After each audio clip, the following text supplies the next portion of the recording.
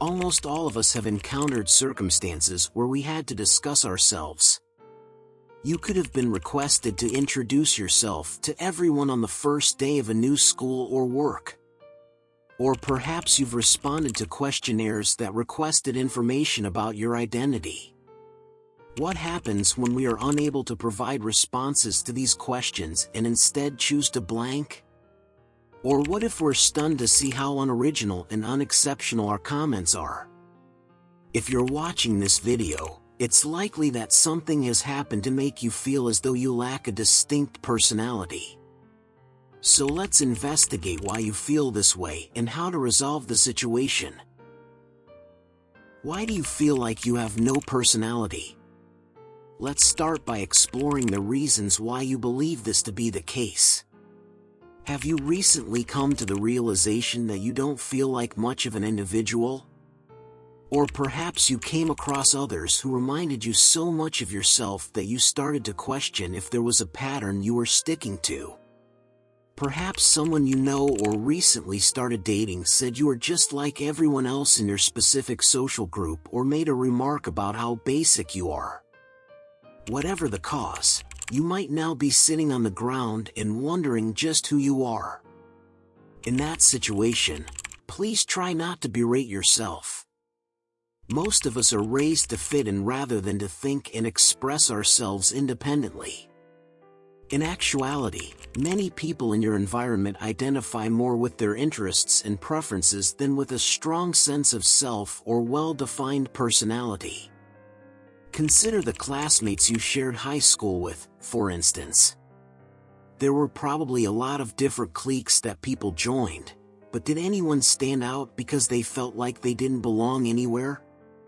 They probably didn't exist in great numbers and were ridiculed by all the other tribes for not fitting in. Most people desire to fit in, therefore they tend to follow their peers' lead rather than being true to themselves. Do you only follow what others are doing rather than looking out for your own interests? Or perhaps you don't even know what your interests are. Or perhaps you are well aware of what your true personality is like but are hesitant to express it out of concern for how others will see you. It's time to do some serious soul searching if you feel that you have no personality at all and are just a generic version of everyone around you. Here are some tips for figuring out who you are and what you want to be. They can assist you in developing the right personality for you or in letting go of the one you've been hiding. How to develop a personality you actually want. You may do a lot of things to create the personality that is best for you. Number 1. Ask the people closest to you how they would describe you. Finding out who you don't want to be is one of the finest methods to figure out who you do. Ask your closest friends and family members to describe you, if you feel comfortable doing so.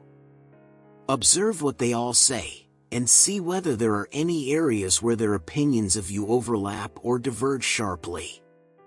Consider how each description makes you feel while you're at it. What emotions do these observations elicit in you, joy or annoyance?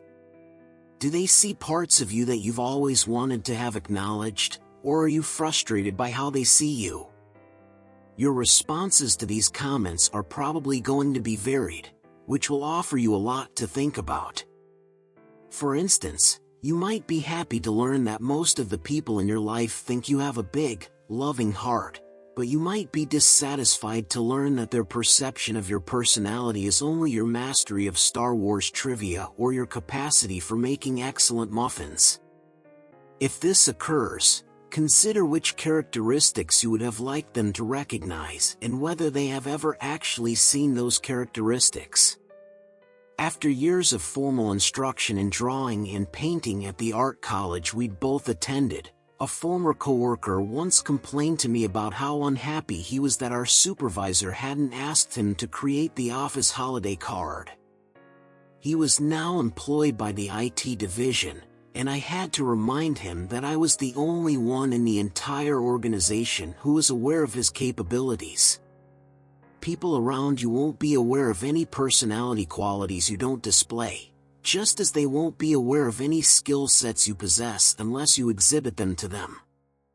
Examine the criticism your friends give you and determine whether you want to adopt the qualities they have mentioned more fully or swap them out for others that make you happier. Number 2. Consider who you admire and why.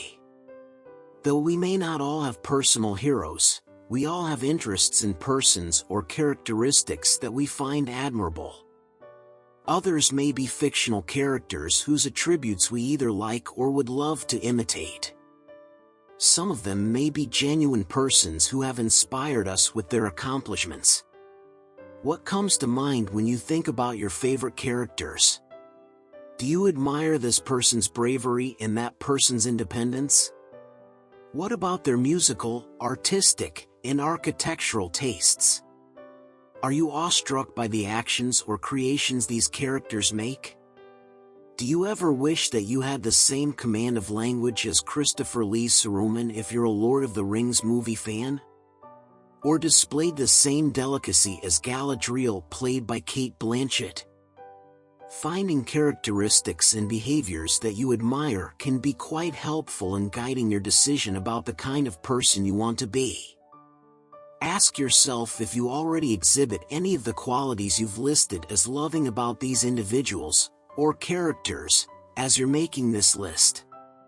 If not, consider how you might incorporate some of those elements into your everyday life. Take elocution courses, for instance, if you don't like the way you talk, or simply pay more attention to your rhythm and pronunciation. Similar to this, think about enrolling in dancing or yoga classes if you want to move more elegantly. Number 3. Examine your values and educate yourself. This builds on the earlier advice to identify the people you admire and compare their actions to your own. Because it's what everyone else is doing, a lot of people say and do things they don't genuinely believe in. Even though they don't agree with what they're saying or doing, they go along because they don't want to be shunned or become the target of others' ire. Alternately, individuals could lack strong ideas on certain topics simply because they haven't researched them sufficiently. This can be because of a lack of interest, but it might also be a problem with avoidance. Being conscious of other people's viewpoints will help you avoid arguments if you are a non-confrontational person. This is an excellent chance for you to investigate activities that you have been engaging in for years but have done so robotically rather than sincerely. Keep in mind that this can encompass a vast variety of diverse ideas and practices. For instance, do you genuinely like the news outlet that your family prefers to watch or read? Or do you behave in this way because that has always been the case? Do you genuinely concur with the broadcast? Or are your beliefs and values completely in opposition to theirs? Ask yourself your honest thoughts and feelings on whatever topic you come across, which might be anything from the banal to quite inflammatory. Take some time to properly think about it before reacting by repeating what everyone else has said. If you run into trouble, look into a number of topics from various angles and discover what strikes a chord with you. When I was a child, I valued the fact that my parents and grandmother would always provide me a variety of resources to look into whenever I had a question about a specific topic. They advised me to gain as much knowledge as I could on a certain subject before deciding how I felt about it. By doing this, one can acquire a remarkable array of critical reasoning and deductive reasoning abilities. In addition, it enables one to develop their own thoughts and feelings without external influences. For a while, try this strategy and see what transpires. Your personality may begin to develop a little more as a result of realizing that you genuinely feel extremely differently about some topics than those around you. Number 4. Think about all the things you'd do if you didn't care what others thought about you. How many times have you held back from acting in your true character, fearing how others would, or might, respond to you? Many people who think they don't have a personality feel constrained by what other people expect of them. They believe they can't act or appear the way they want to because their family or friends might find them weird if they did.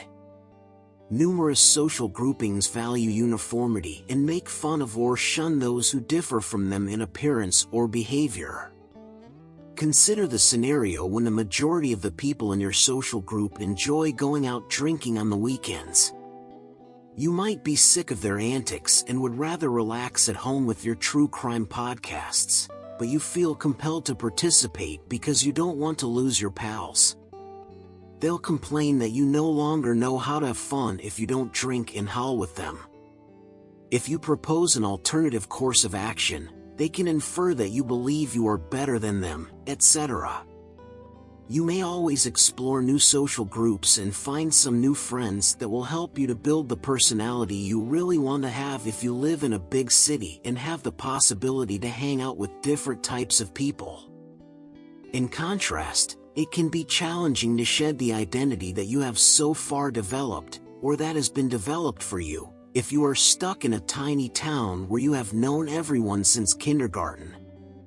If you encounter opposition to your personal changes, try to understand why people are attempting to stop you from becoming a more distinctive identity. They frequently do this because they prefer the security of predictability. If you change, they could be forced to look at their own decisions and actions in life rather than continuing as they are. They can also be worried about losing you. Will you still be the same person they know, love, and rely on if you change? Many people are pushed to behave badly towards someone they claim to love because of this very real anxiety. If this occurs, just reaffirm them, through words and deeds, that you care about them and are still there for them. You just need to enter a new stage of life. Note that this can cause you to reevaluate your friendships. A major warning sign is if those close to you become overtly hostile or abusive when you have the audacity to change. Genuine friends of yours will encourage you rather than disparage you. Number 5. Take baby steps. You may need to start by taking baby steps in order to develop a new, more true to yourself personality.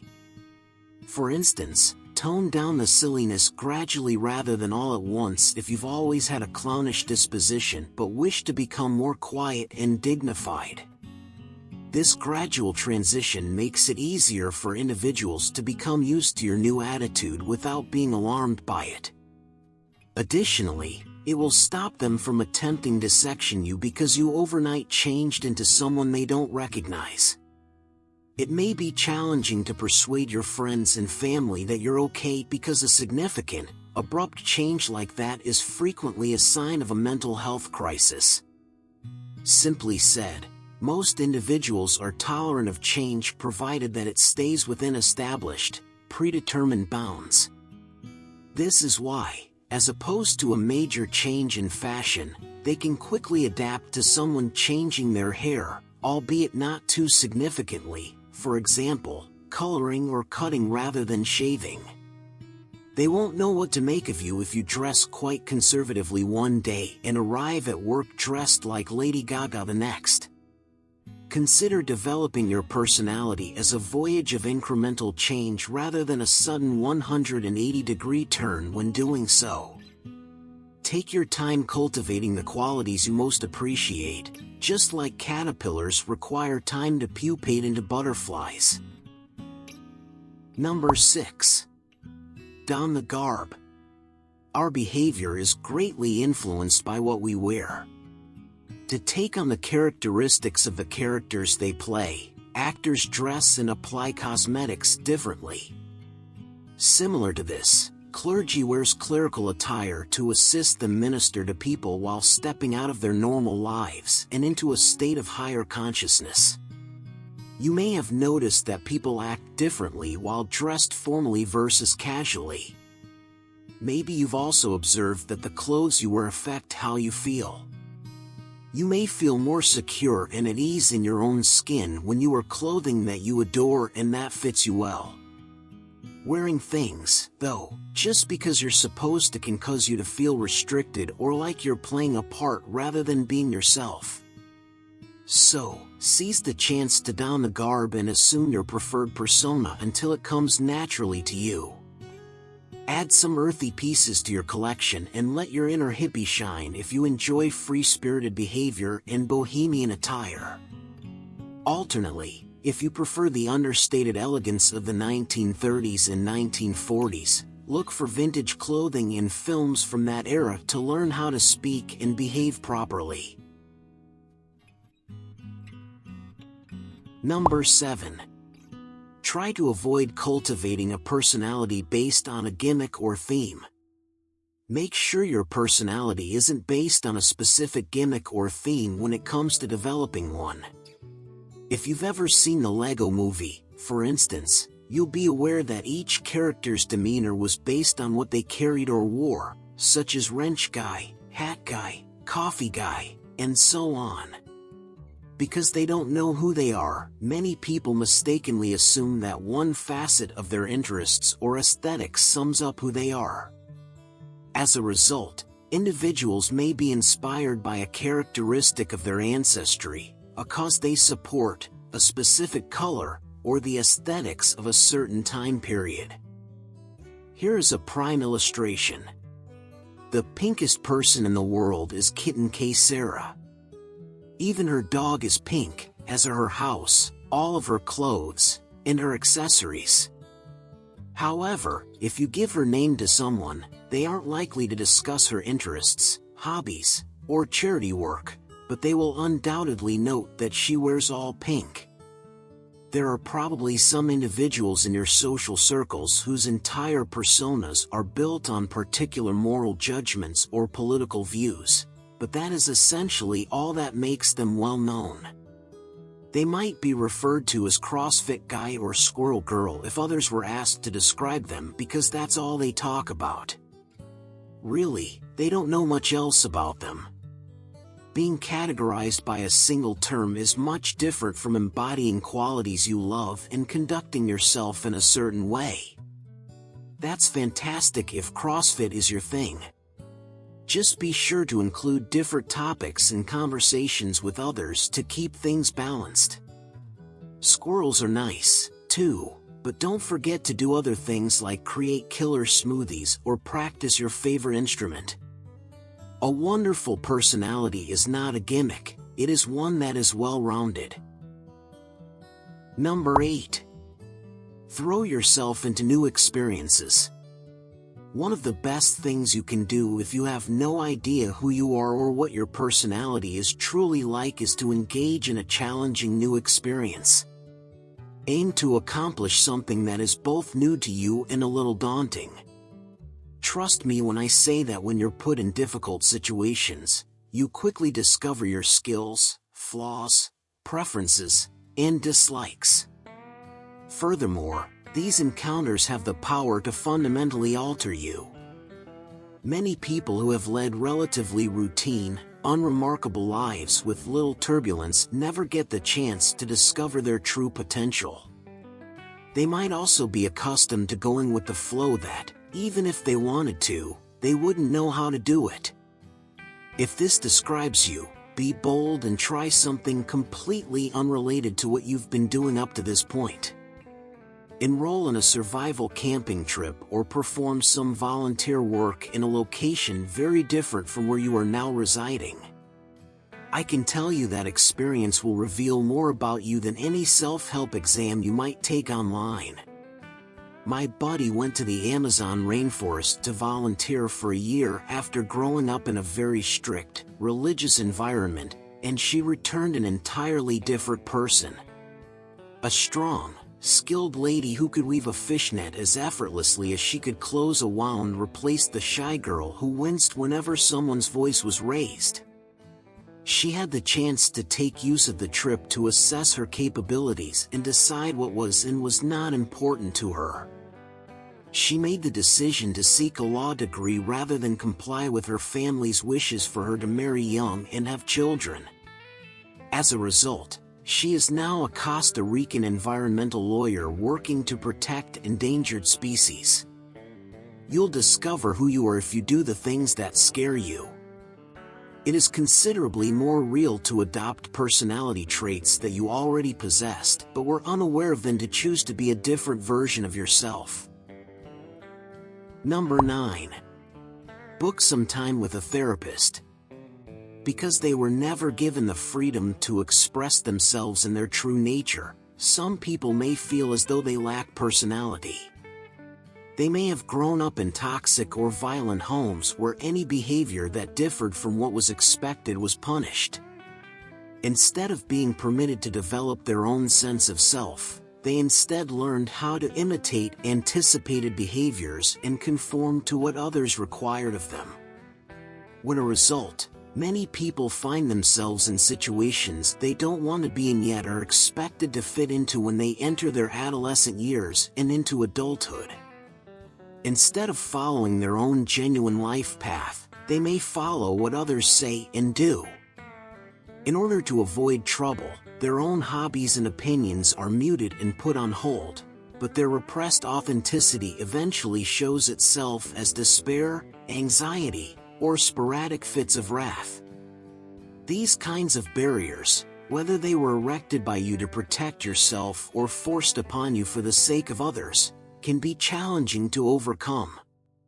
As a result, a qualified therapist can work with you to uncover your true self beneath the placating and submissive behavior you've had to develop over time. They could be able to assist you in releasing the magnificent version of yourself that you've had to suppress for so long, rather than assisting you in figuring out how not to be a boring person. You're probably neither as uninteresting nor deficient in charisma as you believe you are. Instead, you resemble a beautiful mosaic that has been covered in mud by others because they felt intimidated by the beauty they observed there. You might feel that you have no personality for other reasons, which a therapist can help you identify or diagnose. For instance, when someone is depressed, they frequently get a flat feeling. They could not be particularly motivated to achieve anything and lack strong opinions on any issues. To keep their attention engaged, they can merely cruise around social media and binge-watch television. Alternatively, individuals might struggle to communicate with people in a meaningful way due to undiagnosed neurodivergence. Speaking with a mental health professional about a problem you are having almost never has a negative outcome. You might find that you actually have a fantastic personality and you're just much too hard on yourself to see it. Remember that you don't owe anyone an explanation for your behavior as you move forward in your quest to develop a more genuine and engaging personality. Others will probably object, but you are under no obligation to defend your own changes. We already spoke about how some people can accuse you of acting better than them or putting on airs as a result of your transformation. You may now simply state that your path is all about becoming a truer version of yourself and has nothing to do with them. If they still upset you, separate yourself from them and spend more time alone or with others who embrace and support you as you change. Your greatest option may be to relocate and start over if you feel that you're up against tremendous resistance from others around you. Without anyone trying to judge you based on their past interactions with you, you'll have a fresh start and the freedom to build yourself exactly how you like. Alternately, if moving is not an option due to a variety of factors, such as joint custody of children, elder care, and so forth, then gradually execute your personality modifications. As was already indicated, when you change too quickly, people may become alarmed and try to meddle in your life in the name of helping you. It will be easier for them to adjust if you keep your distance from them as much as you can and make little, incremental modifications over time. In the end, Make sure the personality you're developing is a good fit for you rather than one that's intended to endear you to a particular type of person or attract a specific kind of attention. That would just be wearing a different mask for years on end, which will quickly deplete and tire you. Instead, work on developing qualities that are right for you and the life you want so that you will feel confident upholding them over time. Consider it like putting on a new pair of shoes. Those patent leather stilettos seem adorable, but they are difficult to maintain and will soon result in discomfort and blisters. Choose strong, cozy shoes instead that will conform to fit your feet exactly and transport you where you need to go with the least amount of difficulty. If you liked this video, please hit like and subscribe for Life Issues channel. A channel for all social issues that you may face every day. Thanks for watching.